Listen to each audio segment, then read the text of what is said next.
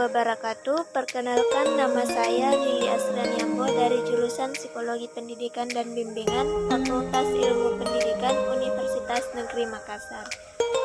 Nah, di pertemuan kali ini saya akan menjelaskan tentang tes STS dan tes SSCT.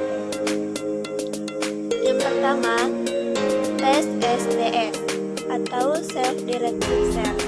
Nah, adapun sejarah STS pertama kali dikembangkan oleh Dr. Johan Holland pada tahun 1971 dan telah direvisi sebanyak 3 kali pada tahun 1977, tahun 1985, dan yang terakhir tahun 1994. STS didasarkan pada penelitian tentang bagaimana orang-orang memilih karir. Selanjutnya, latar belakang STS. Teori tentang STS merupakan hasil pengembangan oleh Johan Holland terhadap pengalaman-pengalaman yang didapatkannya pada bidang klasifikasi, pekerjaan, dan pilihan karir. Holland meyakini bahwa tipe kepribadian menjadi salah satu alasan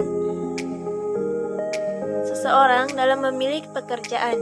Maka Holland membuat inventory kepribadian atas dasar minat. Holland meyakini bahwa perilaku seseorang pada lingkungan tertentu ditentukan oleh interaksi antara kepribadian dan jenis lingkungan. Adapun administrasi tes STS yaitu persiapan. Pertama, mempersiapkan lembar soal dan jawaban. Yang kedua, mempersiapkan ruangan yang tenang dengan tempat duduk yang sesuai dengan jumlah testing. Selanjutnya, pelaksanaan. Yang pertama, mengatur tempat duduk testing. Yang kedua, menjelaskan tujuan dan manfaat diadakannya tes. Yang ketiga, membagi lembar jawaban dan kemudian testi disuruh mengisi identitas. Yang keempat, membagi lembar soal dengan mengatakan tidak boleh membuka tes ini sebelum diperintahkan. Yang kelima, menjelaskan cara mengerjakan tes. Yang keenam, mengawasi testi yang sedang mengerjakan tes. Yang ketujuh, mengingatkan batas waktu yang tersisa, misalnya tinggal 5 menit. Bagi testi yang sudah selesai, periksa kembali jawabannya sebelum diserahkan kepada tester. Yang kedelapan, memerintahkan testi berhenti setelah sampai batas waktu yang ditentukan, misalnya 30 sampai 45 menit. Yang kesembilan, mengumpulkan lembar soal dan jawaban. Yang kesepuluh, mengucapkan terima kasih kepada testi atas kesungguhannya dalam mengerjakan tes yang diberikan.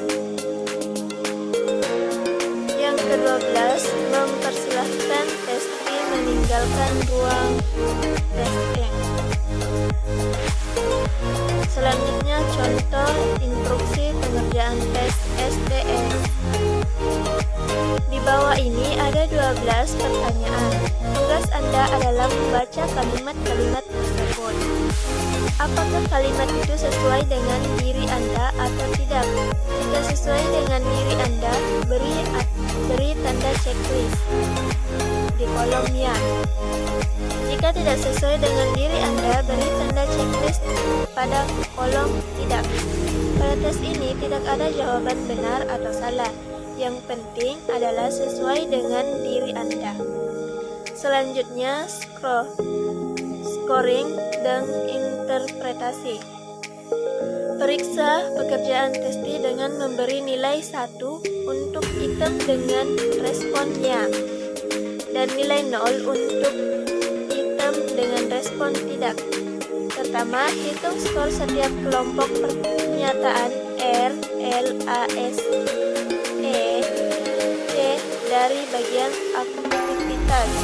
Yang kedua, hitung skor setiap kelompok pernyataan R, I, A, S, E, C dari bagian kompetensi. Ketiga, hitung skor setiap kelompok pernyataan R, I, A, S, E, C dari bagian pekerjaan. Yang ke keempat, rekap jumlah skor R, I, A, S, E, C atau aktivitas, kompetensi, dan pekerjaan pada lembar pedoman penyekoran di bagian terakhir lembar SDS. Yang kelima, rekap nilai estimasi diri pada lembar penyekoran. Yang keenam, jumlahkan jumlah skor R, I, A, S, E, C secara keseluruhan atau mencakup skor aktivitas, kompetensi, pekerjaan, dan estimasi diri. Yang ketujuh, setelah diperoleh masing-masing skor untuk setiap tipe atau R, I, A, S, E, C, masukkan 3 kode tipe dengan jumlah paling tinggi secara berurutan dari yang tertinggi ke dalam kotak 3 kode yang telah disediakan. Kode paling pertama atau memiliki jumlah skor paling tinggi menggambarkan tipe minat karir yang paling dominan pada peserta didik. Selanjutnya saya akan menjelaskan tentang tes SSCT. Adalah suatu teknik proyeksi yang digunakan untuk mengungkap dinamika kepribadian yang dapat ditangkapkan diri individu dalam hubungan interpersonal dan dalam interpretasi terhadap lingkungan. Nah, tes ini dibuat oleh Joseph M. Sack, Sidney Levy, dan beberapa psikolog lainnya dari New York. Tes ini berbentuk kalimat-kalimat tidak sempurna yang harus dilengkapi oleh tes sehingga menjadi kalimat yang utuh, atau teknik proyektif complication test.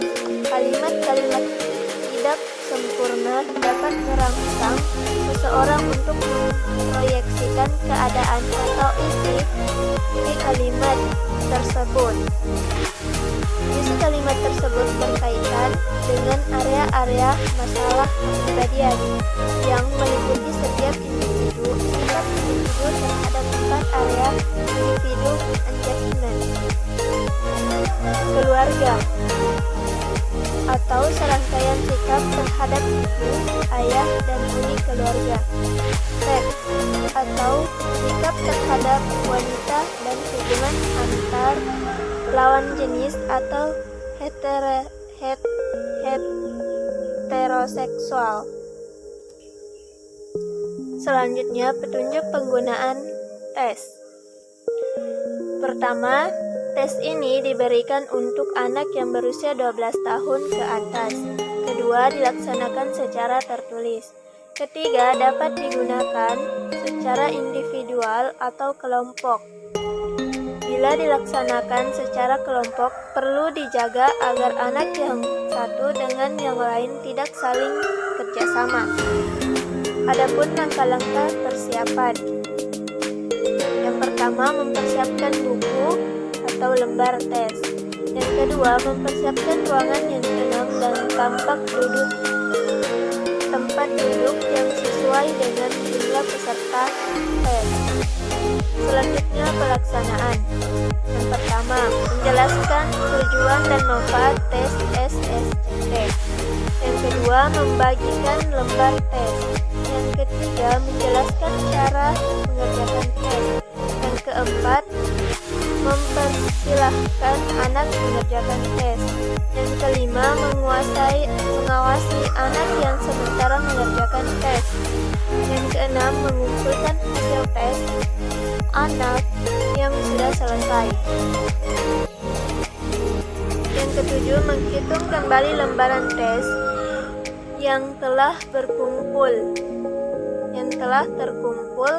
apakah sesuai dengan jumlah peserta tes. Yang kedelapan, mengucapkan terima kasih pada siswa atas kesungguhannya mengerjakan tes yang diberikan. Yang kesembilan, mempersilahkan anak meninggalkan ruangan testing. Selanjutnya, cara scoring dan interpretasi.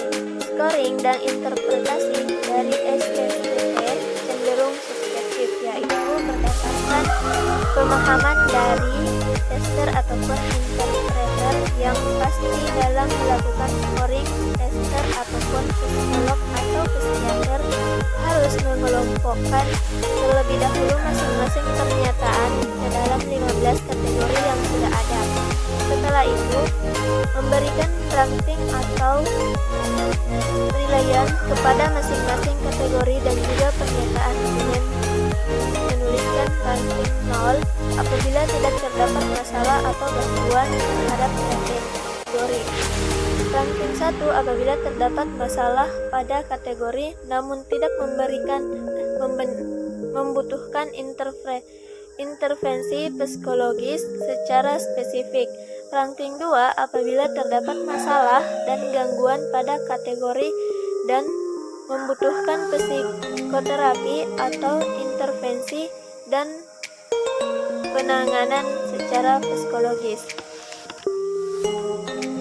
Setelah melakukan ranting, maka dilakukan interpretasi berdasarkan hasil ranting. Beberapa komponen atau kategori apa saja yang bermasalah dan membutuhkan interpretasi atau psikoterapi, bagaimana cara klien dan peserta menyelesaikan masalah, serta kondisi kepribadian dari klien ataupun peserta secara umum. Nah, itulah sedikit penjelasan dari saya mengenai tes SDS dan tes SSCT. Terima kasih. Wassalamualaikum warahmatullahi wabarakatuh.